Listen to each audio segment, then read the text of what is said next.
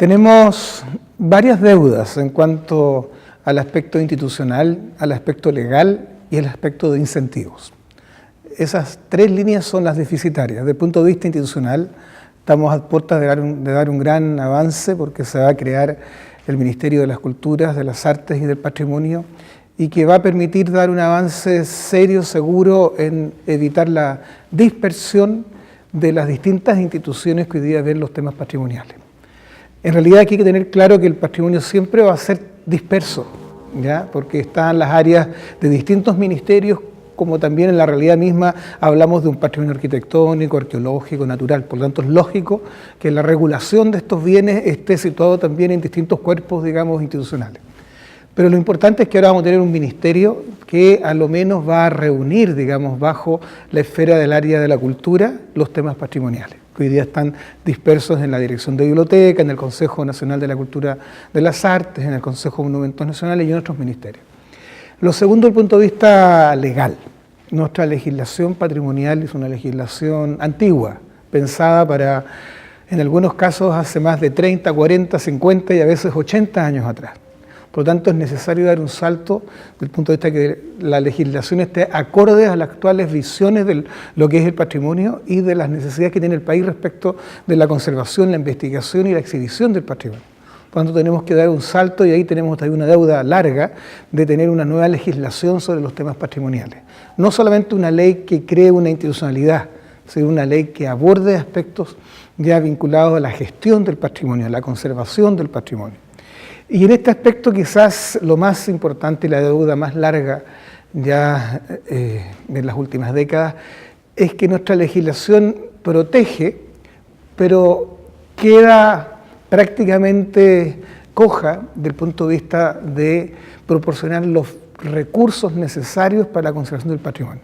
Incluso nuestra legislación, sobre todo en el caso del sector privado, recae mucho, digamos, en la obligación del particular de conservar adecuadamente ese bien que ha sido protegido legalmente a nombre de todos los chilenos y en beneficio de las futuras generaciones. Pero no te entrega incentivos, no te entrega beneficios, no te entrega herramientas para conservar adecuadamente. Por eso nuestro patrimonio adolece, digamos, de esa herramienta financiera que casi todos los otros países la tienen, ¿ya? Sea el Estado nacional, el Estado regional, el Estado municipal, o sea beneficios indirectos. Nosotros, por supuesto, hoy día tenemos más posibilidades de financiamiento que hace 20, 30, 40 años atrás, pero siguen siendo muy mínimas respecto a la tremenda necesidad y desafío que se tiene. Primero hay que reconocer que hay una responsabilidad pública y la tiene que asumir el gobierno, ¿ya? Y esto a través de sus distintos ministerios. En este caso, cuando hablamos del patrimonio arquitectónico, el patrimonio construido, ya yo incorporo acá todo el patrimonio arqueológico, paleontológico, ya el patrimonio también desde el punto de vista natural. Ahí tienen que actuar los ministerios asociados a esta materia, o sea, desde el Ministerio de Medio Ambiente, el Ministerio de Educación y el futuro Ministerio de las Culturas, las Artes y el Patrimonio. Pero también es clave el Ministerio de las Públicas, el Ministerio de Vivienda y el Ministerio de Bienes Nacionales. O sea, vamos a ver que en cualquier definición de patrimonio que hagamos es un tema transversal. No está circunscrito, digamos, a un tipo de bien, ¿ya? Es un conjunto de bienes y en la práctica final terminamos trabajando en lo que es el territorio y lo que es la gente. Gente, territorio, valores, significados. Por lo tanto, el patrimonio en sí siempre va a ser un tema transversal, un tema de fronteras, ¿ya? Incluso vamos a descubrir que la parte más rica del patrimonio en cuanto a su significado se da precisamente en ese borde o en los bordes que tiene el patrimonio. La relación del patrimonio arqueológico con el patrimonio arquitectónico, con el patrimonio natural o con el paisaje construido. Por lo tanto, es un tema transversal que involucra a muchos actores. Pero acá el otro actor que ha cobrado fuerza en los últimos 10 años y que no se lo veía con este interés particular es la sociedad civil. Ya hace 20, 30, 40 o cuando hablamos de los precursores de la protección del patrimonio en Chile en la década de los años 20 y 30, vamos a descubrir que son algunos historiadores, algunos arquitectos, algunos arqueólogos, pero en realidad son personas ya específicas con un interés particular y que son precursores, ¿ya? Que en la práctica a veces eso no se traduce en que toda su área profesional, sus colegas estén involucrados en los temas de conservación. Pero hoy día hay una sensación en la ciudadanía por la velocidad de los cambios culturales que existen, en que nosotros vemos las transformaciones de la ciudad en una generación.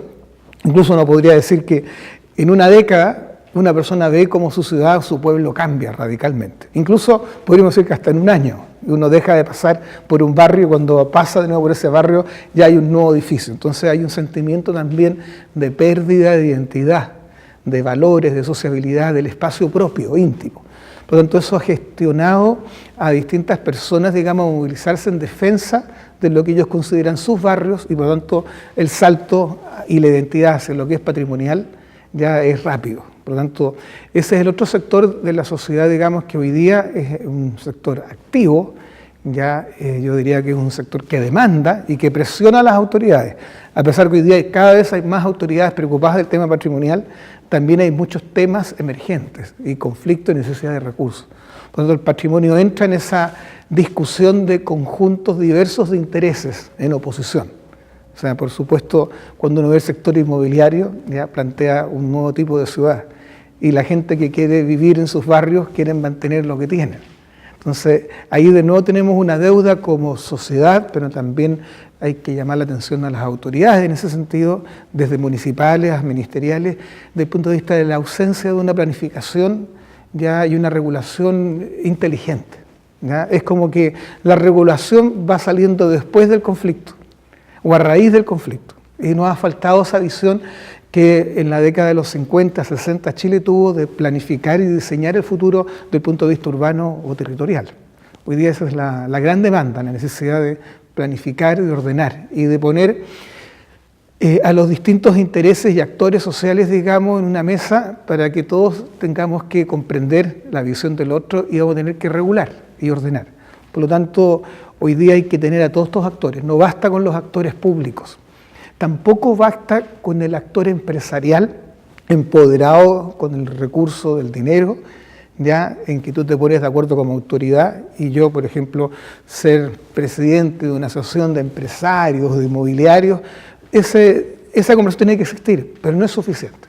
Hoy día es necesaria la participación de las comunidades y de la gente. Y sobre todo en un proceso gradual de cada vez mayor participación vinculante de la gente respecto de lo que quiere de ciudad, de lo que quiere de barrio. Tenemos que entender política como una guía para la acción, ¿ya? Y un marco de referencia para tomar decisiones y generar proyectos. En ese sentido, Chile está al debe en políticas públicas asociadas a la investigación, protección y gestión del patrimonio.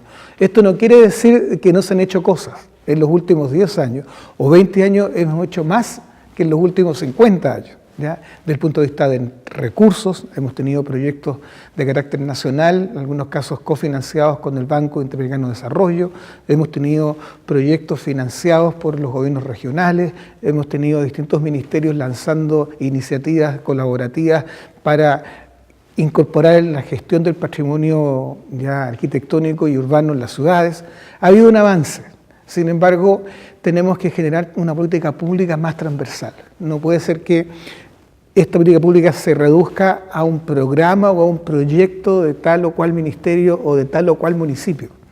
Necesitamos una discusión más amplia y más compartida incluso con el Ministerio de Hacienda, sobre todo para el Ministerio de Educación, de que existe una línea clara de educación patrimonial desde la más tierna infancia, desde el punto de vista que valoremos y protejamos el patrimonio, que no nos preguntemos ya si tenemos que reemplazar la iglesia de San Francisco ya, o el convento de San Francisco en Santiago por una torre de 40 pisos.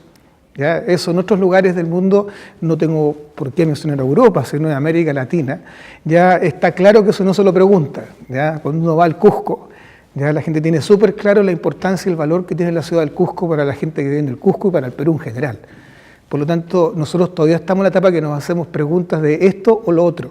Entonces, lo primero es una política pública de educación, de sensibilidad, de conciencia patrimonial. ¿Ya?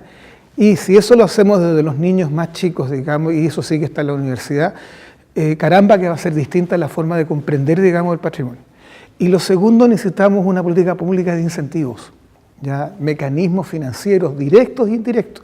Y en el área del patrimonio arquitectónico de la ciudad hay una gran batería de distintos instrumentos exitosos en otras partes del mundo y que en Chile no los aplicamos. ¿ya? Y debemos buscar soluciones. No es la única solución pensar que el Estado tiene que financiar todo. Hay mecanismos, si tú quieres, capitalistas, ¿ya? De inversión en el mundo, digamos, inmobiliario, que pueden utilizarse en favor de incentivos favorables para la conservación de un bien mientras tú construyes algo nuevo. Y en ese sentido el trabajo y el llamado, digamos, de la política pública más comprensiva, no de conflicto, no de desencuentros, sino de sentarse en la mesa a trabajar como juntos trabajamos e incorporamos el patrimonio para una ciudad y un país más justo.